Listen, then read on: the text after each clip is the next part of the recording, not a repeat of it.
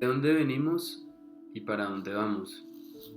Estas son algunas de las preguntas que no distinguen religión, género, clase social, país de origen y que a la vez nos hacen ser conscientes de la inmensidad del plan divino. ¿Por qué? Porque la tecnología de nuestra época, con su inmenso poder, su inmenso avance día a día, aún no nos da estas respuestas. Y nos preguntaremos, ¿por qué no nos las da? ¿Por qué aún no nos las ha dado? ¿Llegará el momento en el que a través de las ciencias podamos resolver estos misterios? Bueno, antes de eso, pues tenemos que ir a Grecia, ¿no? Al mundo antiguo, donde ya la filosofía intentaba dar estas respuestas. Fue ahí donde se dividieron los grandes filósofos en dos vertientes.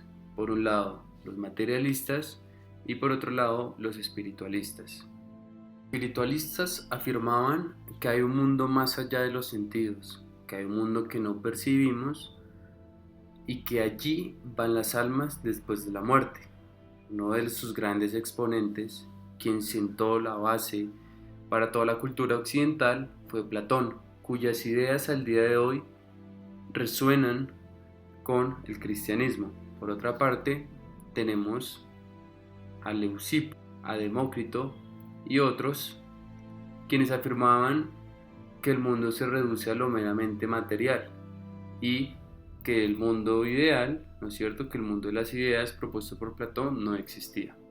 Fue precisamente Aristóteles quien, a través del estudio de las causas, de las cuatro causas, la causa material, la causa formal, la causa eficiente y la causa final, nos dice que el mundo no puede ser simplemente producto del azar, que el azar simplemente es la unión entre causas propias que desembocan en azar, pero que esto se puede dar y no dar en ciertas circunstancias, pero que en cambio las causas propias son aquellas que siempre se dan, ¿no es cierto?, que están ahí y que son la base y el sustento del mundo que nos rodea.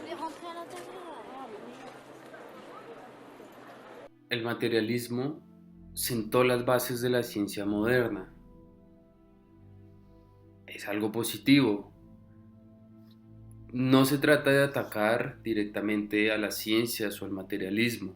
Se trata más bien de ser conscientes que ésta, por su objeto y método, no pueden darnos respuestas a las preguntas que planteamos. Tienen límites.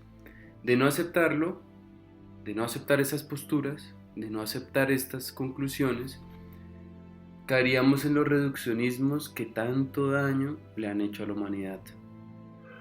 Un ejemplo de esto es el materialismo ontológico, que niega, por no poder la ciencia explicar el más allá, la existencia de él rotundamente. Pero ¿y entonces? ¿Solo la filosofía puede darnos las respuestas? ¿Solo la teología puede darnos las respuestas?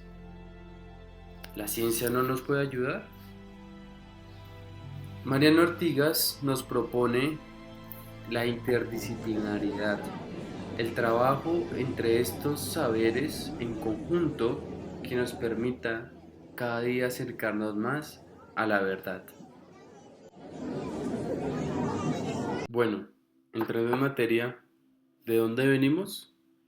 Hace 5.000 millones de años, una condensación de materiales explotó y arrojó una pincelada de planetas y estrellas por lo que conocemos hoy como la Vía Láctea. Una pequeña esfera de esas cayó en el momento y en el lugar preciso para que surgiera la vida. No sabemos cómo, pero sí estimamos cuándo surgieron estos organismos complejos llamados pluricelulares. Los organismos se formaron gracias a la colaboración mutua y a la transferencia de genes de manera horizontal.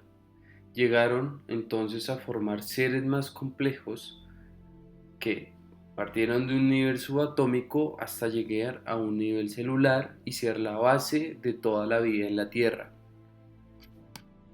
Pero esto no sucedió de la noche a la mañana.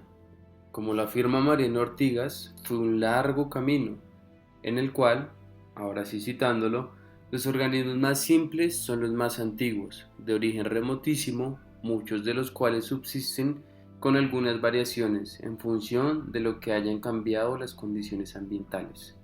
Es decir, concluimos nosotros que la construcción de la vida en la Tierra se ha realizado por niveles de complejidad hasta llegar al ser humano.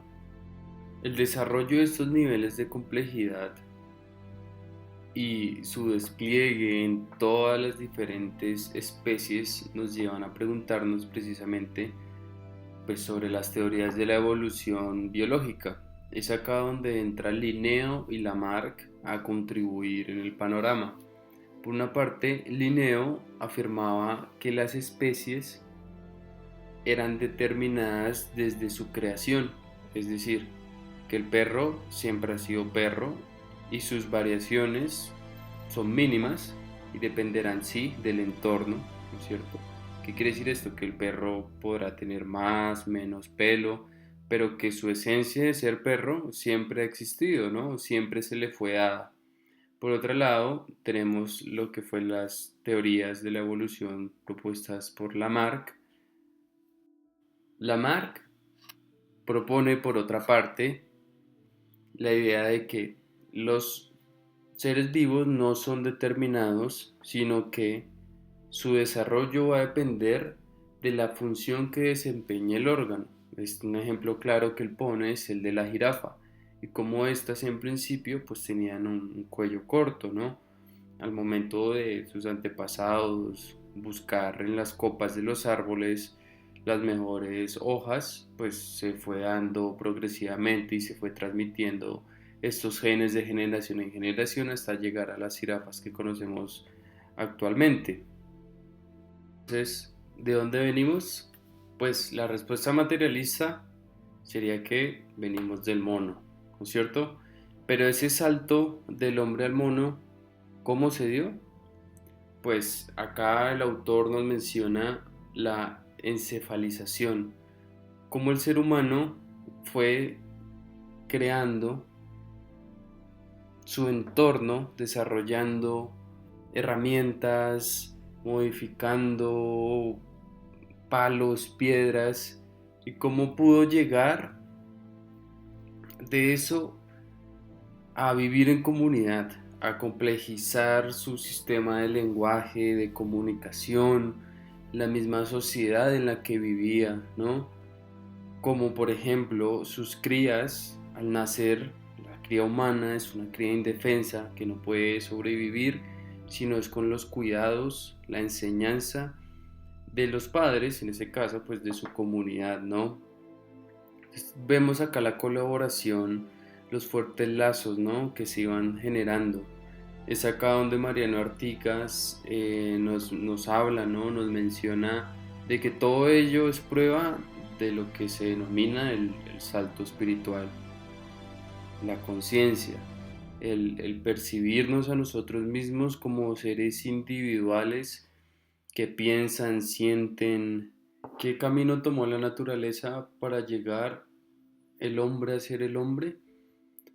Pues la encefalización fue fundamental, el uso del lenguaje, de las herramientas y de la compleja sociedad en la que habitaba nuestro antepasado, ¿no? Lo que se ha denominado el Homo habilis, fue generando esa transición que aún no se sabe, no se tiene conocimiento de cuál fue directamente el antepasado, ¿no? Sino que se han encontrado casi que híbridos entre razas que provienen de sitios distintos, en principio de un original, pero que se diversificó a través de las migraciones en busca de recursos.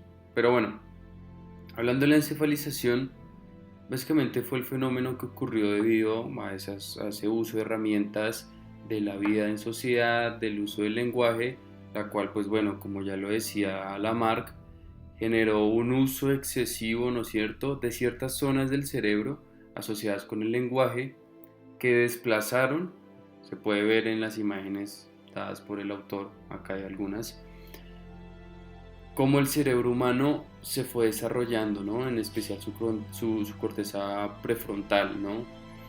Y fue retrocediendo, ¿no es cierto? Fue como acumulando, ¿no? Se ve ahí el cerebro primitivo, ¿no es cierto? Lo más básico, ¿no? La amígdala, por el otro lado, bueno, ahí está para que lo vean. Entonces, bueno, ahí está cómo el hombre fue llegando a ser lo que es hoy en día. Qué pena con ustedes, creo que no aclaré qué es la encefalización. Suena un término muy común, ¿no? Muy lógico deducir que se refiere al tamaño del cerebro, pero el tamaño del cerebro respecto a qué? Es respecto a su taxón. ¿Qué quiere decir? Respecto a su grupo de parecidos, ¿no? En este caso a los otros del género Homo, ¿no? ¿Cómo estaba realmente el ser humano ahí? Entonces, pues es clara la diferencia que existe entre el cerebro humano, la cabeza, ¿no? Del ser humano y la de sus antepasados. Ahí lo tenemos en unas imágenes. Bueno, ¿y qué quiere decir todo esto? Pues básicamente que todos descendemos de un tronco común. Por tanto, el racismo es una idea pues que no tiene lógica. Segundo, que las diferentes variaciones que se han ido dando en el género Homo sapiens ya es directamente debido a su alimentación, al lugar donde habitaba, pero que en esencia la distinción que podemos hacer ya del Homo sapiens actual ya se puede diferenciar en un corto periodo de tiempo. Otra conclusión sería que este Homo sapiens, pues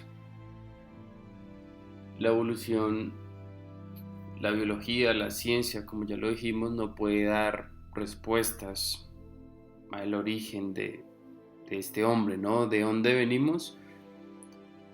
Hasta cierto punto puede ayudarnos a dar un orden, ¿no es cierto? Las ciencias se encargan de describir lo que el creador ha hecho, pero no pueden ir más allá. Es por eso que nosotros como seres humanos debemos acudir a la religión y a la metafísica para darle sentido a nuestras vidas, darle propósito y asimismo encontrar pues las cosas que nos hacen feliz. Muchas gracias.